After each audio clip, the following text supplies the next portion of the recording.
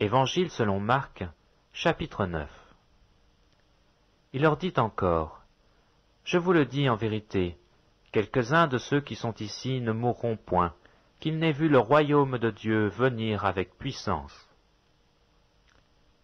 6 jours après, Jésus prit avec lui Pierre, Jacques et Jean, et il les conduisit seuls à l'écart sur une haute montagne. Il fut transfiguré devant eux. Ses vêtements devinrent resplendissants, et d'une telle blancheur qu'il n'est pas de foulon sur la terre qui puisse blanchir ainsi. Élie et Moïse leur apparurent, s'entretenant avec Jésus. Pierre, prenant la parole, dit à Jésus, « Rabbi, il est bon que nous soyons ici. Dressons 3 tentes, une pour toi, une pour Moïse et une pour Élie. » Car ils ne savaient que dire, l'effroi les ayant saisis. Une nuée vint les couvrir, et de la nuée sortit une voix. « Celui-ci est mon fils bien-aimé, écoutez-le. » Aussitôt les disciples regardèrent tout autour, et ils ne virent que Jésus seul avec eux.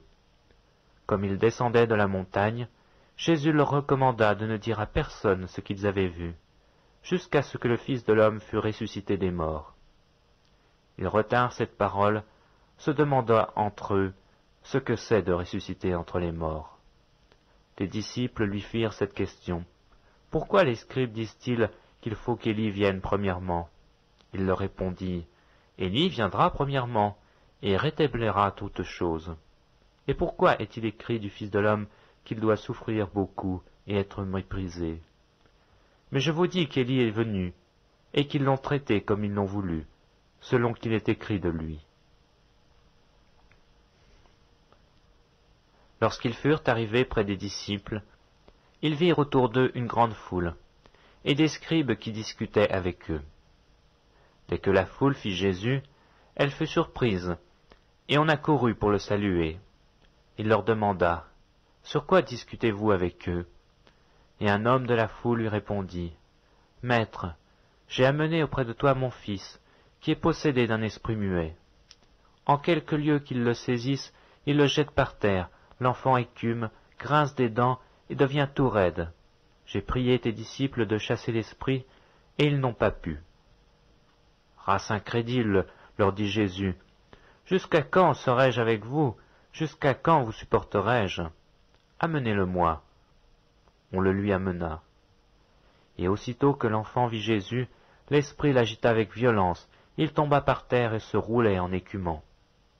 Jésus demanda au Père, « Combien y a-t-il de temps que cela lui arrive ?» Depuis son enfance, répondit-il. Et souvent l'esprit l'a jeté dans le feu et dans l'eau pour le faire périr. Mais si tu peux quelque chose, viens à notre secours, aie compassion de nous. Jésus lui dit, « Si je peux, tout est possible à celui qui croit. » Aussitôt le père de l'enfant s'écria, « Je crois, viens au secours de mon incrédulité. » Jésus, voyant accourir la foule, menaça l'esprit impur, et lui dit, « Esprit muet et sourd, je te l'ordonne, sors de cet enfant et n'y rentre plus. » Et il sortit, en poussant des cris, et en l'agitant avec une grande violence. L'enfant devint comme mort, de sorte que plusieurs disaient qu'il était mort. Mais Jésus, l'ayant pris par la main, le fit lever, et il se tint debout. Quand Jésus fut entré dans la maison, ses disciples lui demandèrent en particulier, « Pourquoi n'avons-nous pu chasser cet esprit ?» Il leur dit, « Cette espèce-là ne peut sortir que par la prière. » Ils partirent de là, et ils traversèrent la Galilée. Jésus ne voulait pas qu'on le sût, car il enseignait ses disciples et il leur dit, « Le Fils de l'homme sera livré entre les mains des hommes, et ils le feront mourir, et 3 jours après qu'il aura été mis à mort, il ressuscitera. » Mais les disciples ne comprenaient pas cette parole, et ils craignaient de l'interroger. Ils arrivèrent à Capernaum. Lorsqu'il fut dans la maison, Jésus leur demanda, « De quoi discutiez-vous en chemin ?» Mais ils gardèrent le silence, car en chemin ils avaient discuté entre eux pour savoir qui était le plus grand. Alors il s'assit, appela les 12 et leur dit, « Si quelqu'un veut être le premier, il sera le dernier de tous, et le serviteur de tous. » Et il prit un petit enfant, le plaça au milieu d'eux, et l'ayant pris dans ses bras, il leur dit, Quiconque reçoit en mon nom un de ces petits-enfants me reçoit moi-même. Et quiconque me reçoit non pas moi, mais celui qui m'a envoyé. » Jean lui dit, « Maître, nous avons vu un homme qui chasse des démons en ton nom, et nous l'avons empêché parce qu'il ne nous suit pas. » « Ne l'empêchez pas, répondit Jésus, car il n'est personne qui, faisant un miracle en mon nom, puisse aussitôt après parler mal de moi. Qui n'est pas contre nous est pour nous. Et quiconque vous donnera à boire un verre d'eau en mon nom, parce que vous appartenez à Christ, je vous le dis en vérité, il ne perdra point sa récompense.